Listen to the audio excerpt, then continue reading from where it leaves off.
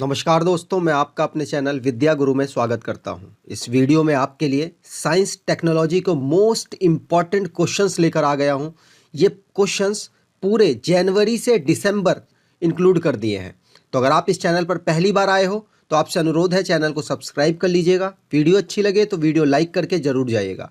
मैं आपको बता दूँ, साइंस टेक्नोलॉजी की जो भी आपकी आने वाले एग्जाम के लिए प्रॉब्लम है वो इस वीडियो से सॉल्व हो जाएगी। मैंने अधिकतर क्वेश्चन जो इम्पॉर्टेंट है वो भी, और जो थोड़े से कम इम्पॉर्टेंट है उनको भी यहाँ पर इंक्लूड कर दिया है। और बहुत सारी कन्फ्यूज़न आपकी दूर करूँगा। जैसे बहुत लोग कन्फ्यूज़ होते हैं कि पहली लकड़ी से बनी हुई सैटेलाइट, मतलब वुड से इस्तेमाल की हुई सैटेलाइट किसने बनाई।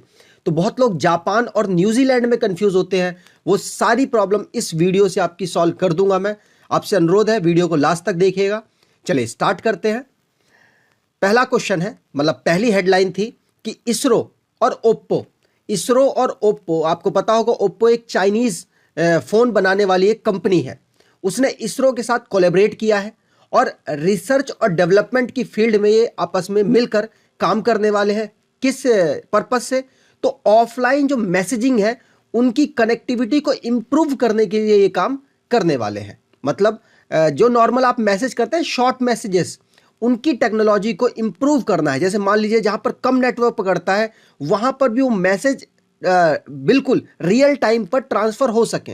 इसके लिए इसरो और ओप्पो ने कोलैबोरेट किया है। आपसे क्वेश्चन इस तरीके से पूछा जाएगा तो आपको याद रखना पड़ेगा, इसरो और ओप्पो चाइनीज कंपनी के साथ कोलैबोरेशन अभी रिसेंटली में हुआ है।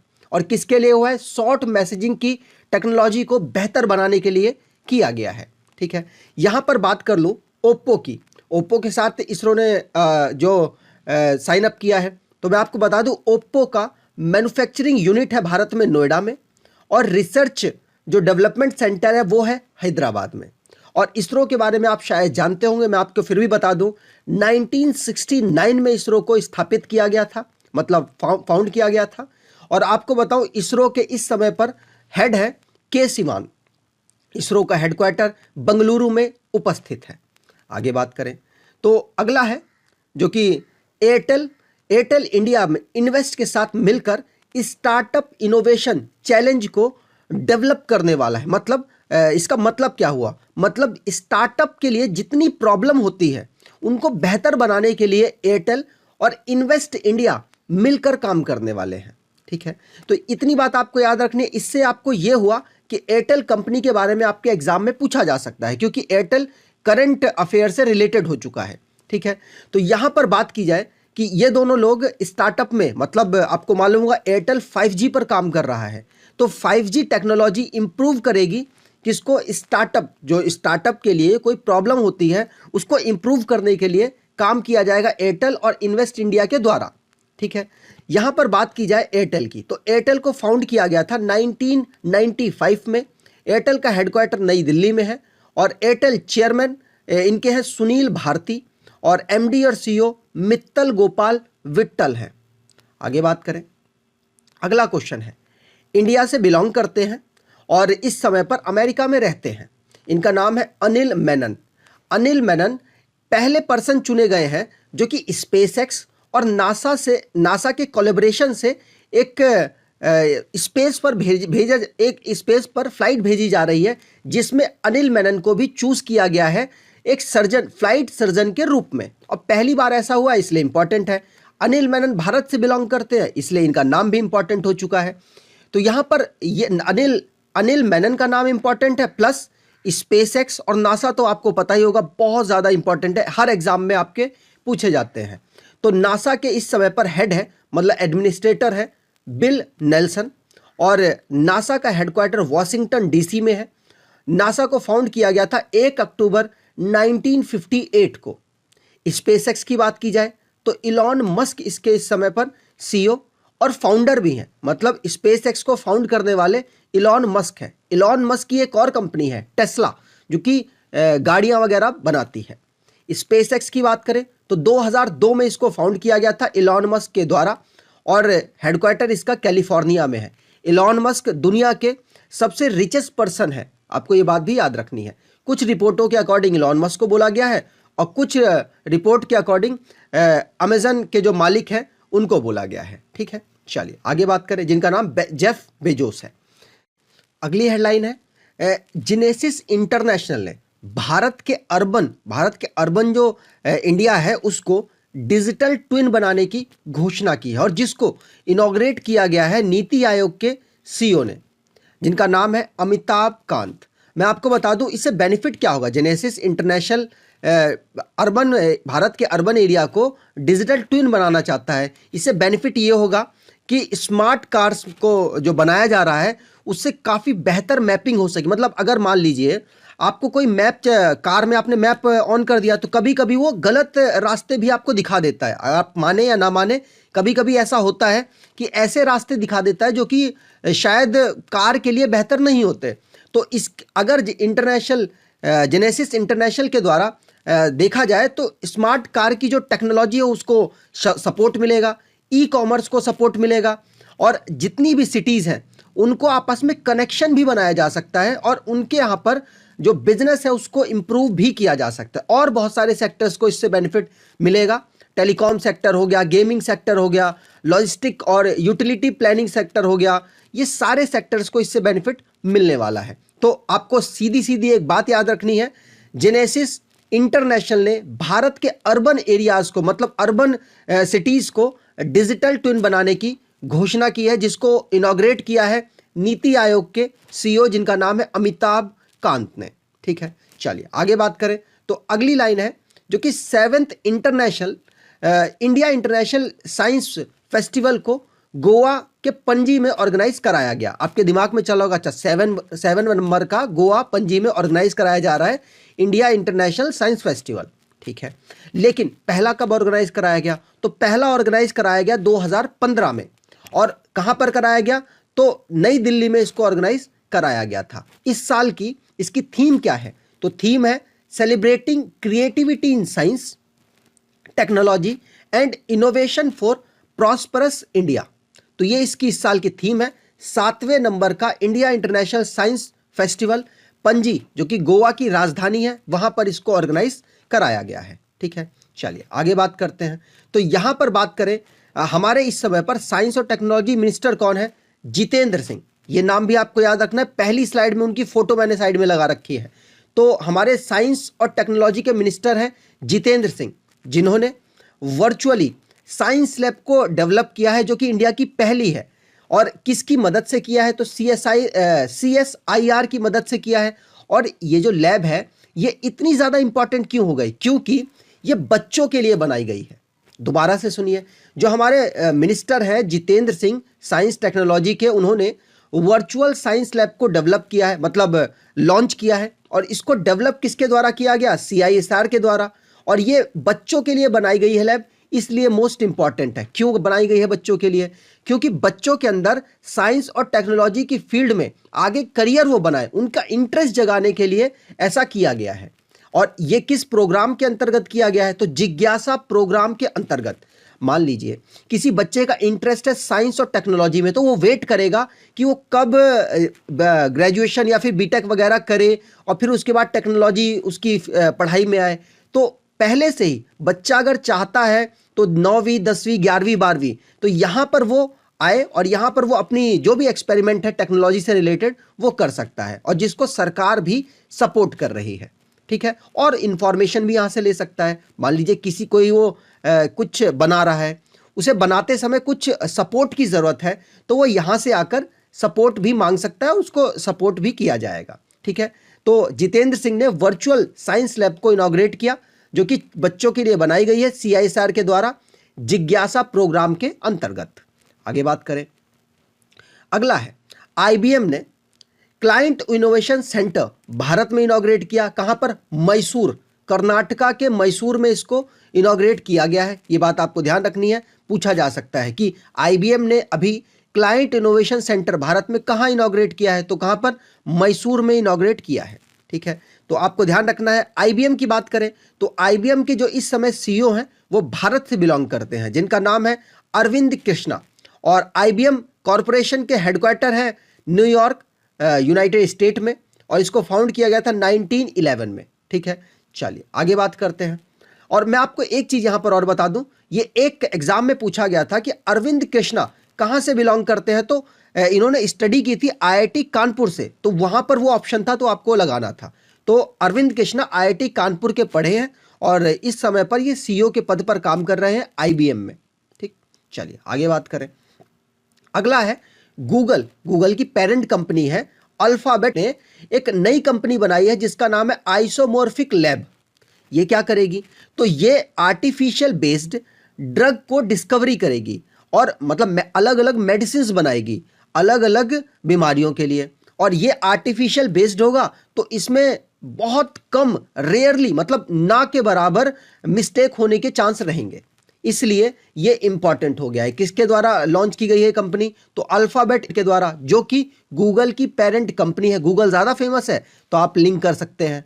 और अल्फाबेट इनने उसका नाम क्या रखा है, तो आइसोमॉर्फिक लैब नाम रखा गया है। ठीक है, गूगल की बात हुई है यहां पर, तो गूगल के सीईओ हैं इस समय भारत के सुंदर पिचाई, और गूगल को फाउंड किया गया था 1998 में कैलिफोर्निया में, इसका हेडक्वार्टर है और फाउंडर है लैरी पेज और सर्जी ब्राइन। आगे बात करें। अगला है स्पेस एक्स। स्पेस एक्स आपको मैंने बताया था इलॉन मस्क की कंपनी है जो स्पेस से रिलेटेड काम करती है। इलॉन मस्क की एक और कंपनी है जिसका नाम है टेस्ला। टेस्ला क्या करती है, इलेक्ट्रिकल वाहनों के ऊपर वो काम कर रही है। तो इलॉन मस्क की एक कंपनी स्पेस एक्स, जिसने भारत में अनाउंस कर दिया है कि सब्सिडरी वो अपनी खोलेगा। कब तक खोलेगा, तो दिसंबर 2022 तक खोलने की अनाउंसमेंट की गई है। जो कि काम किस पर्पस से करेगा, तो मैं आपको बता दूं इस समय पर जियो, एयरटेल किस तरीके से काम कर रहा है, तो लोकल ब्रॉडबैंड ऑपरेशन ये प्रोवाइड कराने वाला, मतलब ब्रॉडबैंड के जो ऑपरेशन है वो ये प्रोवाइड आपको कराएगा। ठीक है, तो मतलब ये कंपटीशन बढ़ाएगा भारत में जियो एयरटेल कंपनियों का। ठीक है, यहां पर बात की जाए इलॉन मस्क की, तो इलॉन मस्क मैंने आपको बता ही दिया स्पेस एक्स के इस समय फाउंडर और सीईओ के पद पर काम कर रहे हैं। इसको फाउंड किया गया था 2002 में और कैलिफोर्निया में इसका हेडक्वार्टर है। आगे बात करें, यहां पर कुछ जो वन लाइनर है उनको भी मैंने यहां पर इंक्लूड कर दिया है। आगे और क्वेश्चन है, अभी आपको जाना नहीं है, पूरे साल का है ये। मार्क जुकरबर्ग की बात की जाए तो इन्होंने अपनी फेसबुक, इनकी एक कंपनी है फेसबुक, इसका नाम चेंज करके मेटा रख दिया है, आप सब जानते होंगे। चाइना की बात करें तो चाइना ने पहला सोलर एक्सप्लोरेशन सैटेलाइट को लॉन्च किया है। नासा ने लूसी मिशन को लॉन्च किया है, जो कि किस लिए लॉन्च किया गया है, तो जुपिटर के ट्रोजन एस्ट्रॉइड्स को स्टडी करने के लिए लॉन्च किया गया है। ठीक है, पूछा जा सकता है लूसी मिशन किस एजेंसी का है, तो आपको पता होना चाहिए नासा का है। और ये किसके लिए किया गया है, तो जुपिटर के ट्रोजन एस्ट्रॉइड्स की स्टडी करने के लिए किया गया है। रशिया की टीम, मैं आपको बता दूं यूएसए और रशिया के बीच में कंपटीशन चल रहा था कि कौन स्पेस पे जाकर फिल्म शूट करेगा। रशिया इसमें जीत गया। रशिया की टीम स्पेस पर गई, फिल्म शूट करके वापस भी आ गई, तो रशिया इस रेस में जीत गया। रशिया की एक फिल्म मेकर, प्रोड्यूसर और डायरेक्टर है जिन्होंने अपनी फिल्म को स्पेस में डेवलप किया है। आपसे पूछा जा सकता है ऐसी पहली कंट्री कौन है जो स्पेस में फिल्म को शूट करके आई है, तो आंसर हो जाएगा रशिया। चलिए आगे बात करें। अगली न्यूज है, WHO ने पहली मलेरिया की वैक्सीन को अप्रूव किया है। मलेरिया की वैक्सीन का यहाँ पे कोड भी मैंने आपको लिख दिया है, लेकिन इतना पेपर के लिए इंपॉर्टेंट नहीं है, लेकिन आप एक बार देख लीजिए RTS,S/AS01, ये इसका कोड है और ये आपसे पूछा नहीं जाएगा, बस आपको ये याद रखना है मलेरिया की पहली वैक्सीन डेवलप की गई, WHO ने इसको अप्रूवल दे दिया है। किसके द्वारा डेवलप की जा रही है, तो ब्रिटिश की ड्रग मेकर एक कंपनी है जिसका नाम है ग्लैक्सोस्मिथक्लाइन। ये कंपनी उस कंपनी का नाम है जो कि मलेरिया की जो ड्रग है वो बनाएगी, तो आपको इस कंपनी का नाम जरूर याद रखना है। यहां पर बात हुई है WHO की। WHO मतलब वर्ल्ड हेल्थ ऑर्गेनाइजेशन। इसके इस समय पर हेड कौन है, टेड्रोस अधनम, और इस समय पर हेडक्वार्टर इसका जिनेवा स्विट्जरलैंड में है और फाउंड किया गया था इसको 7 अप्रैल 1948 को। आगे बात करें, अगला क्वेश्चन है, हमारी जो भारत सरकार है उसने ICMR के साथ मिलकर ड्रोन बेस्ड वैक्सीन डिलीवरी को लॉन्च किया है, जिसका एक कोड रखा है, मतलब एक कैंपेन का नाम रखा है, उसका नाम है आई ड्रोन। अब ये क्यों किया गया मैं आपको थोड़ा सा समझाता हूं। देखिए, हमारी जो भारत सरकार है कोरोना वैक्सीन सबको देना चाहती है, लेकिन जो गांव दूर दराज के इलाके पहाड़ी क्षेत्र हैं वहां पर किस तरीके से वैक्सीन पहुंचे, तो उसके लिए गाड़ियां तो डायरेक्टली जा नहीं सकती, तो उसके लिए क्या किया गया है, ड्रोन की मदद ली गई है और एक आई ड्रोन जो कैंपेन चलाया और आईसीएमआर ने इसमें मदद की है भारत सरकार की कि नॉर्थ ईस्ट में कुछ ऐसी जगह है जहां पर जाना दुर्गम है, मतलब वहां जाना आसान नहीं है, तो ड्रोन के माध्यम से वहां पर वैक्सीन पहुंचाई जाएगी, वहां के हेल्थ सेंटरों में वैक्सीन पहुंचाएंगे और वहां के आम आदमियों को, वहां के जो हेल्थ वर्कर्स हैं वो वैक्सीन को लगा देंगे। ठीक है, तो ये एक पूरा सिस्टम यहाँ पर सेंटर, हमारी जो सेंटर गवर्नमेंट है आईसीएमआर के साथ बना रही है। ठीक है, आगे बात करें तो एप्पल के को फाउंडर हैं जिनका नाम है स्टीव वोजनाइक। स्टीव वोजनाइक ने एक कंपनी बनाई है स्पेस से रिलेटेड, मतलब एक स्टार्टअप है, उसका नाम आपको याद रखना है क्योंकि पर्सन इंपॉर्टेंट है। स्टीव वोजनाइक एप्पल के को फाउंडर है, इन्होंने कंपनी जो बनाई है उसका नाम है प्रीवेटियर। क्या, प्राइवेटियर पढ़ लीजिए या प्रीवेटियर पढ़ लीजिए, आपको नाम याद रखना है, 4 ऑप्शन में से आप क्लिक कर पाए। आगे बात करें इन्फोसिस ने एक डिजिटल कॉमर्स प्लेटफॉर्म को लॉन्च किया है जिसका नाम है इक्विनॉक्स याद रखना है, डिजिटल कॉमर्स प्लेटफॉर्म है किसका, इन्फोसिस का। इन्फोसिस की बात करें तो इसको फाउंड किया गया था 7 जुलाई 1981 में। इसके सीईओ सालिल पारेख है और हेडक्वार्टर इसका बंगलुरु जो कि कर्नाटका की कैपिटल है। आगे बात करें, अगला क्वेश्चन है, एक लूनर क्रेटर है जिसका नाम रखा गया है मैथ्यू हेंसन के नाम पर, तो ये याद रखना है मैथ्यू हेंसन के नाम पर लूनर क्रेटर का नाम रखा गया है। ठीक है, यहां पर बात करें इंटरनेशनल एस्ट्रोनॉमिकल यूनियन इसके द्वारा रखा गया है, तो इसका हेडक्वार्टर कहां पर है, पेरिस फ्रांस की जो कैपिटल है वहां पर है और फाउंड किया गया था 1919 में। आपको पता होगा इसी साल जलियांवाला बाग का हत्याकांड हुआ था, तो उससे आप इसको लिंक कर सकते हैं। और प्रेसिडेंट इसके इवाइन वॉन डिसऑइक है, डिसऑइक। ठीक, चलिए आगे बात करें तो अगला वन लाइनर पे मैंने कवर किया है क्योंकि इसमें ज़्यादा डिटेल नहीं है, बस आपको पता होना चाहिए। जैसे स्काईरूट एरोस्पेस जो कि पहली स्पेस टेक स्टार्टअप, मतलब प्राइवेट कंपनी है स्पेस से रिलेटेड, जो कि इसरो के साथ टाई अप किया है, पहली कंपनी बनी है इसलिए इंपॉर्टेंट है। स्काई रूट एरोस्पेस इसका नाम है। ठीक है, आगे बात करें तो अगला बायोब्रिक, पहली बायोब्रिक बेस्ड बिल्डिंग बनाई गई कहां पर, आईआईटी हैदराबाद में।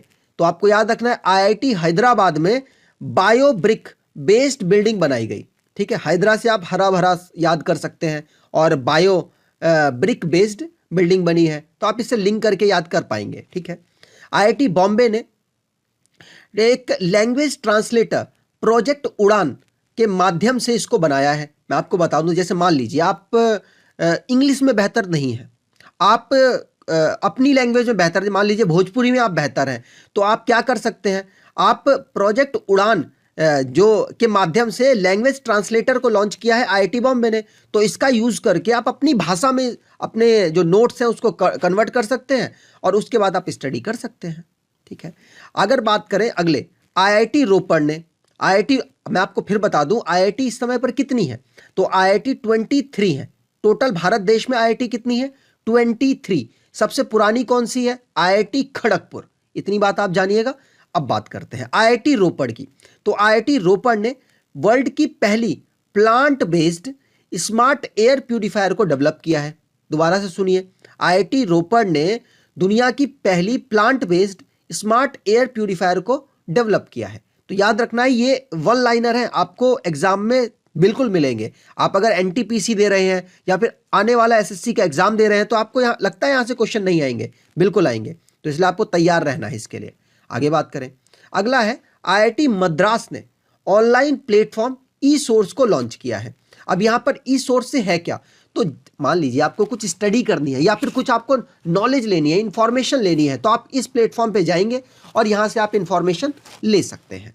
ठीक है, यहाँ पर आईआईटी मद्रास ने ई सोर्स को लॉन्च किया है, ऑनलाइन प्लेटफॉर्म है ये। आगे बात करें, मंथन एक हैकेथन हुआ जिसको मंथन 21 के नाम से रखा गया, जिसको लॉन्च किया है AICTE ने के द्वारा, मतलब all India council for technical education और साथ साथ the bureau of police research and development के द्वारा इसको लॉन्च किया गया, जिसका नाम था मंथन 2021।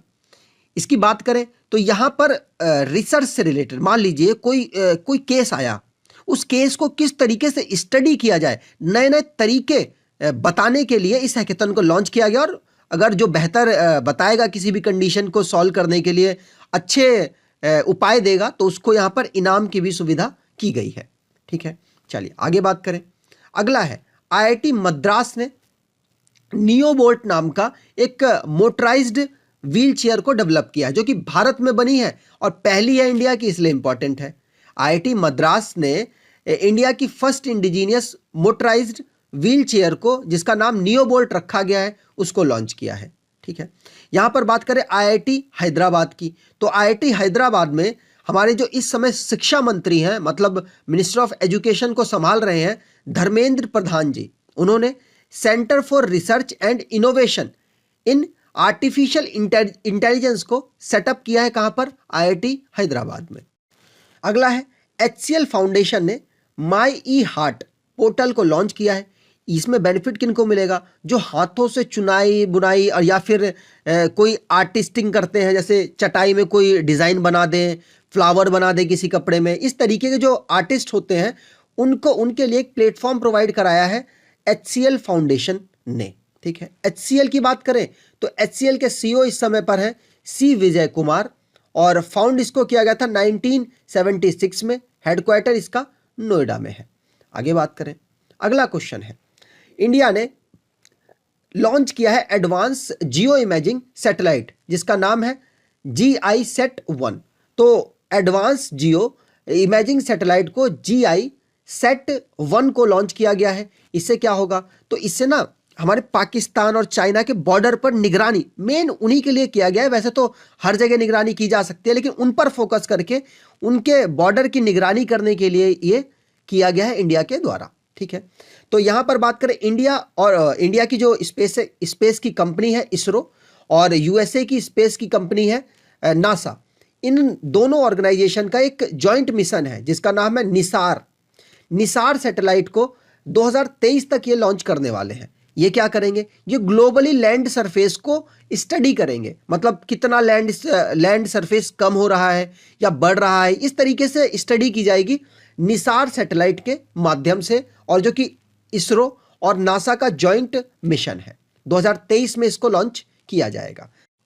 अगला क्वेश्चन है, IIT हैदराबाद ने कोवी होम नाम का एक कोविड RNA टेस्ट किट को डेवलप किया, जो कि घर में कोविड-19 के टेस्ट के लिए बेहतर सुविधा थी। ये आपसे एग्जाम में पूछी जा सकती है। आगे बात करें तो नासा, जो कि हब्बल स्पेस टेलीस्कोप है, उसने जुपिटर के मून गैनीमीड में वाटर वेपर को डिस्कवर किया है। किसने? नासा के हब्बल स्पेस टेलीस्कोप ने। कहाँ के? जुपिटर के मून गैनीमीड में स्टडी किया है कि वाटर वेपर वहाँ पर अवेलेबल है। ठीक है, यहाँ पर बात की जाए अल्फ़ाबेट मैंने आपको बता ही दिया। क्या बता दिया? कि ये गूगल की पेरेंट कंपनी है। इसने नया रोबोटिक कंपनी को लॉन्च किया है, जिसका नाम है इंट्रिंसिक। क्या नाम है? इंट्रिंसिक। और आइसोमोर्फिक लैब मैंने आपको आगे पढ़ाया था। अल्फ़ाबेट ने आर्टिफिशियल इंटेलिजेंस बेस्ड मेडिसिन को, ड्रग्स को डेवलप करने के लिए आइसोमोर्फिक लैब को डेवलप किया था। वो मैंने आगे आपको स्लाइड में बता रखा है। यहां पर बात करें तो अल्फ़ाबेट ने नई रोबोटिक कंपनी डेवलप की है, जिसका नाम रखा है इंट्रिंसिक। ठीक है, आगे बात करें तो नासा ने SpaceX को सिलेक्ट किया है। किसके लिए? तो इनका एक मिशन है यूरोपा, जो कि जुपिटर के मून के लिए है। तो इस पे काम करेगा SpaceX। ठीक है, IIT कानपुर ने एंटी ड्रोन टेक्नोलॉजी को डेवलप किया है, जो कि सिक्योरिटी से बेस्ड है, साइबर सिक्योरिटी से बेस्ड है। तो एंटी ड्रोन टेक्नोलॉजी को IIT कानपुर के द्वारा डेवलप किया गया है। ठीक है, चलिए आगे बात करें। अगला है जेफ बेजोस। मैंने आपको बता ही दिया, अमेजन के मालिक हैं और साथ साथ एक और कंपनी रन कर रहे हैं, जो कि ब्लू ओरिजिन के नाम पर है। ये स्पेस संबंधित है, और जो अमेजन है, अमेजन तो आप जानते होंगे, उसने तो बहुत क्षेत्रों में अपना प्रचार प्रसार कर लिया है। मतलब पहले तो सामान की डिलीवरी होती थी, अब तो उसमें मूवीज़ वगैरह प्लेटफॉर्म OTT प्लेटफॉर्म प्रोवाइड करा दिए हैं। बहुत सारी चीज़ें वहाँ पर अब चल रही हैं। तो जेफ बेजोस वही है, मतलब फाउंडर है दोनों कंपनियों के। ब्लू ओरिजिन, यहाँ पर ब्लू ओरिजिन की बात की गई है, तो मैं आपको बता दूं ब्लू ओरिजिन के माध्यम से वो स्पेस पे जाएंगे, अकेले नहीं जाएंगे, अपने साथ 3 पर्सन्स को लेकर गए। मतलब पहला ट्रायल किया गया, 10 मिनट 10 सेकंड के लिए ये ऊपर गए थे। तो मैं आपको बता दूं मार्क बेजोस जो उनके भाई हैं, वैली फंक जो कि एक बूढ़ी महिला है, मतलब इतनी भी बूढ़ी नहीं है, मतलब करीब काफ़ी उम्र वाली है, और ये सबसे बूढ़ी महिला हो चुकी हैं जो कि स्पेस पर ट्रैवल करके आई हैं। ओलिवर डायमंड जो कि एक स्टूडेंट है, काफ़ी यंग है ये। तो ये 4 लोग स्पेस पर ट्रैवल करे हैं और 10 मिनट 10 सेकंड के लिए इन्होंने ट्रैवल किया है। ठीक है, यहाँ पर बात की जाए और किसके माध्यम से, किस रॉकेट के माध्यम से गए हैं, तो ये भी पूछा जा सकता है। तो न्यू शेफर्ड रॉकेट शिप के माध्यम से गए हैं। यहाँ पर बात की जाए अमेजन के इस समय पर सीईओ, पहले तो जेफ बेजोस ही थे, लेकिन सीईओ पद से इन्होंने इस्तीफा दे दिया और नए इनके सीईओ बन गए हैं एंड्रयू आर जेसी, और अमेजन को फाउंड किया गया था 1994 में। आगे बात करें तो आईआईटी मद्रास ने आर्टिफिशियल एल्गोरिथम जिसका नाम एनबी ड्राइवर है, ये क्यों लॉन्च किया गया है, तो मैं आपको बता दूं ये कैंसर कॉसिंग जो सेल्स हैं उनको डिटेक्ट करेगा। अगर बॉडी में कोई भी कैंसर कॉसिंग सेल्स हैं तो उनको डिटेक्ट करेगा। किस तरीके से, तो अपनी आर्टिफिशियल इंटेलिजेंस का यूज करके मैथमेटिकल मॉडल है, ये मैथमेटिकल मॉडल है एनबी ड्राइवर, जो कि बॉडी के अंदर कैंसर संबंधित सेलों को डिस्कवर करेगा, जो आईआईटी मद्रास के द्वारा डेवलप किया गया है। ठीक है, चलिए आगे बात करें। अगला क्वेश्चन है गूगल क्लाउड ने भारत में अपना सेकंड रीजन बना दिया है। क्यों? कस्टमर्स बढ़ रहे हैं भारत में, गूगल के कस्टमर्स बढ़ रहे हैं। आपको मालूम होगा कि जब से जियो आया है तो कस्टमर्स गूगल, यूट्यूब, फेसबुक वगैरह सबके भारत में बहुत ज़्यादा तेजी से बढ़े हैं। तो गूगल क्लाउड के कस्टमर्स ज़्यादा बढ़ गए हैं, जिसकी वजह से उसने अपना जो गूगल क्लाउड रीजन बना दिया है, कहाँ पर? दिल्ली एनसीआर में।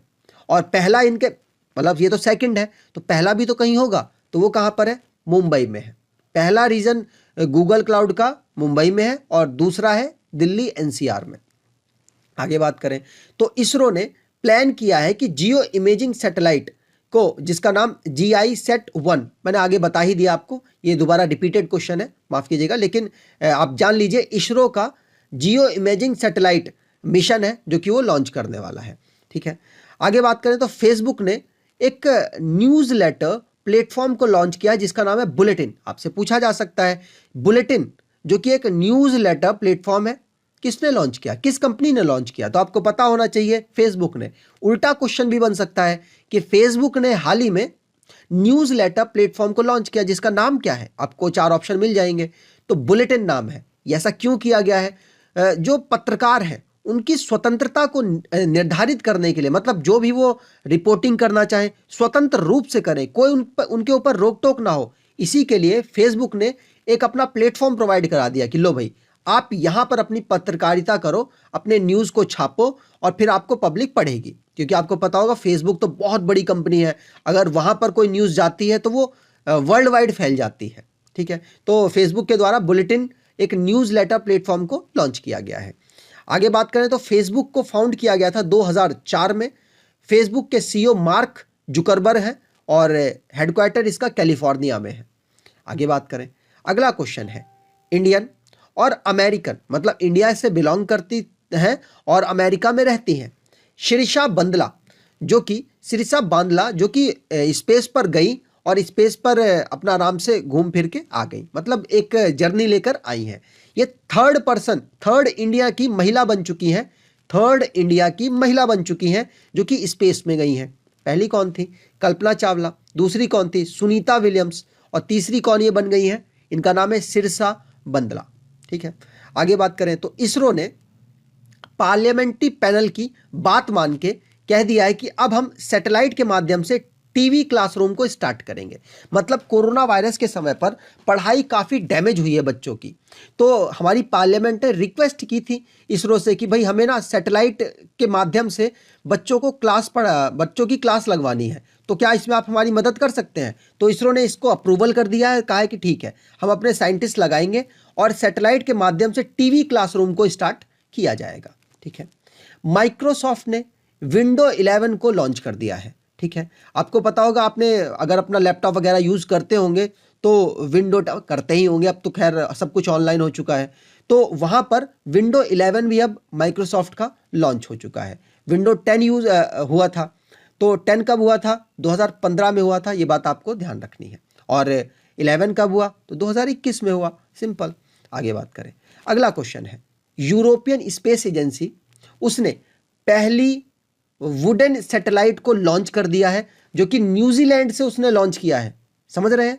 मैंने ये क्वेश्चन आपको आगे बताया था। आप लोग कंफ्यूज होंगे जापान में भी और न्यूजीलैंड में भी। जब न्यूज़ बनी थी जापान की, वहां पर बोला गया था कि हम 2023 में लॉन्च करेंगे। उसमें भी यूरोपियन जो स्पेस एजेंसी है वही इन्वॉल्व है, लेकिन वो कहा गया था कि हम 2023 में करेंगे, तब ये न्यूज़ नहीं बनी थी। तो उस टाइम पर वो पहली थी, लेकिन ये बन गई बाद में। मतलब इसने बोला कि न्यूजीलैंड से हम पहली वुडन सैटेलाइट को लॉन्च करेंगे, लेकिन वो 2023 में करेंगे। कहाँ से? जापान में। और 2021 से करेंगे न्यूजीलैंड में। तो आंसर क्या हो गया?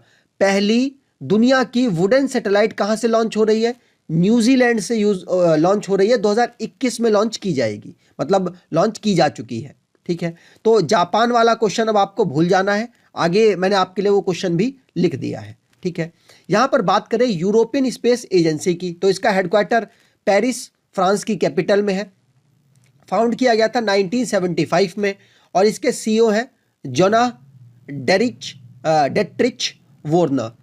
आगे बात करें, आईआईटी रोपड़ ने जीवन वायु नाम का एक पॉजिटिव एयर प्रेशर वाला मतलब एयर प्यूरिफायर को लॉन्च किया है। आपको बता दूं, ये लगातार पॉजिटिव एयर प्रेशर बना के रखेगा और आपको ऑक्सीजन बेहतर मात्रा में प्रोवाइड कराने की कोशिश करेगा। मतलब आपको पता हो कि हमारा भारत देश में पॉल्यूशन की बहुत प्रॉब्लम है, तो जीवन वायु नाम का एक एयर प्यूरिफायर आईआईटी रोपड़ के द्वारा बनाया गया है। ठीक है, याद रखना है, एग्जाम में पूछा जा सकता है जीवन वायु क्या है, तो आपको पता होना चाहिए ये हमारे एयर को साफ करने वाला एक माध्यम है।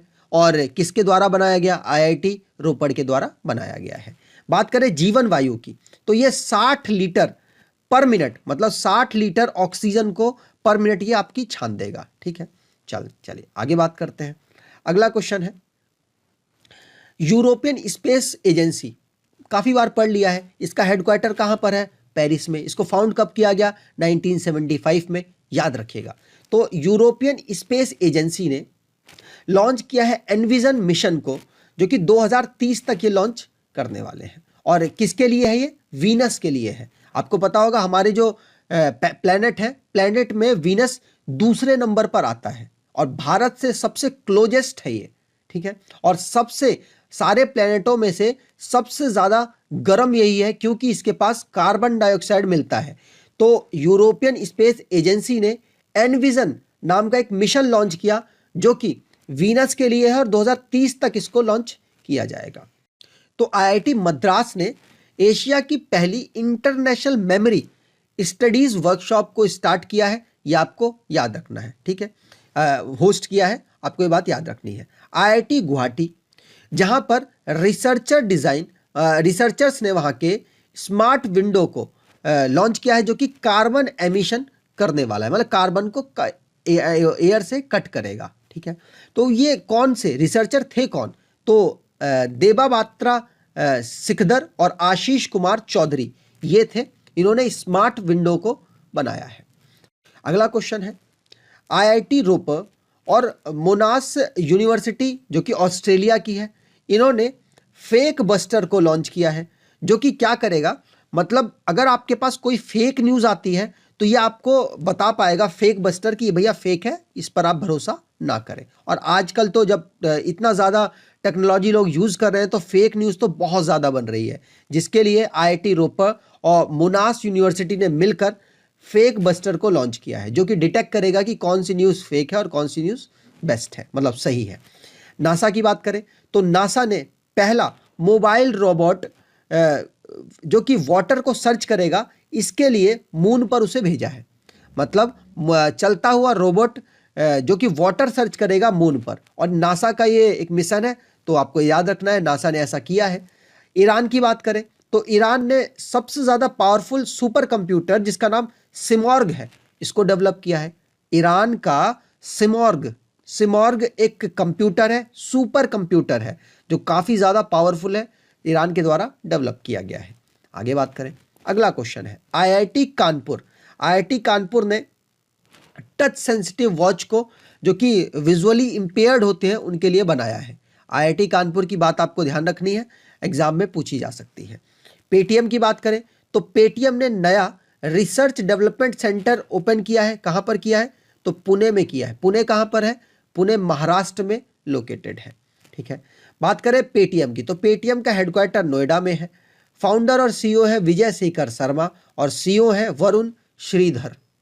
आगे बात करें, अगला क्वेश्चन है सैमसंग ने इनोवेशन लैब को डीटीयू मतलब दिल्ली टेक्नोलॉजिकल यूनिवर्सिटी में इनॉग्रेट किया है। ठीक है, किसने? सैमसंग ने अपनी जो इनोवेशन लैब है वो कहां पर इनॉग्रेट की है? Delhi technological university, DTU. आगे बात करें तो इसरो ने ब्राजील का अमेजोनिया फर्स्ट मतलब अमेजोनिया 1 सैटेलाइट को लॉन्च किया है। किसकी मदद से लॉन्च किया है? पीएसएलवी C51 की मदद से लॉन्च किया है। ब्राजील का है ये, याद रखेगा, इसरो के द्वारा लॉन्च किया गया है। आपको पता होगा इसरो काफ़ी सस्ती सैटेलाइट को लॉन्च कराता है, मतलब सेट कराता है, तो आपको ये बात याद रखनी है। नासा के कंपेयर में तो काफ़ी सस्ती है भारत की सर्विस, भारत के इसरो की सर्विस। अगला क्वेश्चन है हुंडई मोटर कंपनी ने एक रोबो कार को डेवलप किया है जिसका नाम है टाइगर X1। टाइगर X1 को हुंडई मोटर कंपनी के द्वारा लॉन्च किया गया है। इससे आप अर्थ की दुर्गम जगहों पर भी आराम से चल सकते हैं और स्पेस, जब आप किसी दूसरे प्लेनेट में जाएंगे वहां पर भी आप इसमें चल सकते हैं, मतलब कहीं पर भी आप इसको यूज कर सकते हैं, आप इसमें आसानी से ट्रेवल कर पाएंगे। हुंडई मोटर कंपनी के द्वारा इसको बनाया गया है। इसके फाउंडर है किसके? हुंडई मोटर कंपनी के फाउंडर है चुंग जू युंग और इसको फाउंड किया गया था 1967 में। साउथ कोरिया की ये कंपनी है। आगे बात करें, अगला क्वेश्चन है इंडिया का पहला थंडरस्टॉर्म रिसर्च टेस्ट बेड को लॉन्च किया गया है। कहां पर? ओडिशा में, ओडिशा के बालासोर डिस्ट्रिक्ट में इसको लॉन्च किया गया है। ठीक है, यहां पर लॉन्च जिसके द्वारा किया गया उसके बारे में जान लेते हैं। IMD मतलब इंडिया मेट्रोलॉजिकल डिपार्टमेंट के द्वारा इसको डेवलप किया गया। तो इसके डीजी कौन है? मृत्युंजय मतलब M मोहपात्रा, आप याद कर लीजिए, याद हो जाएगा। अगर इसकी बात करें, इसको फाउंड किया गया था 1875 में, हेडक्वार्टर इसका नई दिल्ली में है। आगे बात करें, अगला क्वेश्चन है हिंदुस्तान एरोनॉटिक लिमिटेड के द्वारा दुनिया का पहला हाई एल्टीट्यूड सूडो सैटेलाइट को लॉन्च किया गया। अगर आपसे पूछा जाए कि पूरे मतलब इस समय सूडो सैटेलाइट को किसने लॉन्च किया, तो आपको हिंदुस्तान एरोनॉटिक्स लिमिटेड का नाम याद रखना है, जिसने दुनिया का पहला हाई एल्टीट्यूड, काफ़ी हाइट पर आप सैटेलाइट को लॉन्च कर सकते हैं, मतलब यूज़ कर सकते हैं, जिसका नाम है सूडो सैटेलाइट। मतलब सूडो सैटेलाइट मतलब अनडेवलप्ड सैटेलाइट, ऐसी सैटेलाइट जिसको ना नकली कहा जा सकता ना असली कहा सकता, नकली और असली के बीच की। ठीक, आगे बात करें हुबली कहाँ पर है? तो मैं आपको बता दूं कर्नाटका में है।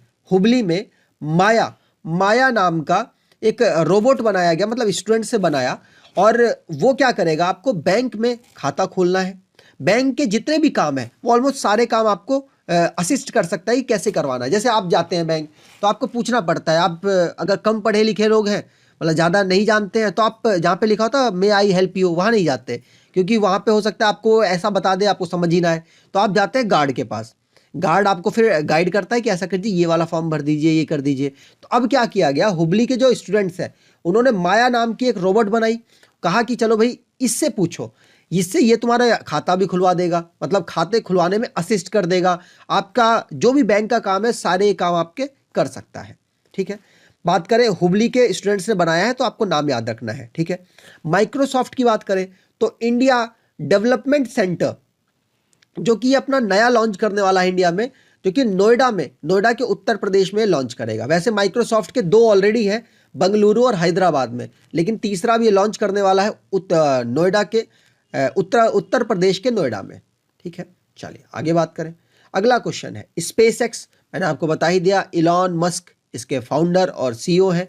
इलॉन मस्क की कंपनी स्पेस एक्स, जिसने इसरो का रिकॉर्ड था कि एक साथ उसने लॉन्चिंग की थी सैटेलाइट्स की, कितनी, 104 की। और आपको बता दूं एनटीपीसी के एग्जाम में पूछा गया था ये एक शिफ्ट में, जो पहली शिफ्ट हुई थी सीबीटी 1 की, उसमें तो इसरो ने 104 सैटेलाइट दाग के मतलब लॉन्च करके अपना रिकॉर्ड बना दिया था। अब स्पेसएक्स का अपना रिकॉर्ड बन चुका है, उसने 143 सैटेलाइट्स को लॉन्च करके एक नया रिकॉर्ड बना दिया, मतलब इसरो का रिकॉर्ड भी तोड़ दिया है। आपको पता होगा स्पेसएक्स प्राइवेट कंपनी है और इसरो भारत सरकार की कंपनी है, भारत सरकार की स्पेस से रिलेटेड कंपनी है, तो उसका रिकॉर्ड टूट चुका है। आपको ये बात ध्यान रखनी है, नंबर याद रखना है 143, मतलब 143 सैटेलाइट्स को इलॉन मस्क की कंपनी स्पेसएक्स ने लॉन्च किया है, जो कि अभी तक नंबर में सबसे ज्यादा है। स्पेसएक्स की फिर से बात करें तो फाउंडर इलॉन मस्क है और स्पेसएक्स के प्रेसिडेंट हैं जिनका नाम है ग्वाइन शॉर्टवेल। ग्वाइन शॉर्टवेल, मतलब सोचो सारे शॉट अच्छे मारे होंगे तभी तो 143 सैटेलाइट्स को लॉन्च कर दिया। इस तरीके से आप ट्रिक करके याद कर सकते हैं। स्पेसएक्स को फाउंड किया गया था 2002 में, कैलिफोर्निया में इसका हेडक्वार्टर है। आगे बात करें, अगला है जापान ने पहली वुड बेस्ड सैटेलाइट को 2023 में लॉन्च करने की ठानी थी। इसमें भी यूरोपियन जो एजेंसी है वही उसका सपोर्ट करती, यूरोपियन स्पेस एजेंसी, लेकिन 2023 से पहले ही न्यूजीलैंड ने ऐसा कारनामा कर दिया। तो अब न्यूजीलैंड यहाँ पर टॉप पर हो चुका है, मतलब न्यूजीलैंड पहला बन चुका है और ये जो फर्स्ट है यहाँ से काट दो। ये पहले जब ये न्यूज़ आई थी तब ये पहली थी, ठीक है, तो ये न्यूज़ पहले की है, वो बाद में उन्होंने 2021 में लॉन्च भी कर दिया, ठीक है। तो न्यूजीलैंड आंसर सही हो जाएगा। अगर न्यूजीलैंड ऑप्शन में ना हो तो फिर आप जापान जा सकते हैं, मतलब जापान ऑप्शन के साथ जा सकते हैं, लेकिन अगर न्यूजीलैंड ऑप्शन में है और जापान भी ऑप्शन में है तो आप न्यूजीलैंड को पहला टिक करेंगे, ठीक। आगे बात करें, हर्षवर्धन। हर्षवर्धन आपको पता है कि हमारे पूर्व मतलब पहले के वो एक हेल्थ मिनिस्टर हैं। वो कोरोना वायरस की वजह से उनको मतलब उनका जो परफॉर्मेंस था बेहतर नहीं रहा मोदी सरकार के अकॉर्डिंग, तो उन्होंने चेंज करके इस समय पर हमारे मिनिस्टर कौन है, मनसुख मंडाविया। कौन, मनसुख मंडाविया हेल्थ मिनिस्टर है। हर्षवर्धन जी की उन्होंने जगह ली है। तो हर्षवर्धन जी ने जी के समय पर उन्होंने लॉन्च किया था पहली indigenous pneumonia vaccine. Pneumonia vaccine को लॉन्च किया हर्षवर्धन जी ने, जो हमारे फॉर्मर हेल्थ मिनिस्टर थे, उस समय के हेल्थ मिनिस्टर वो थे।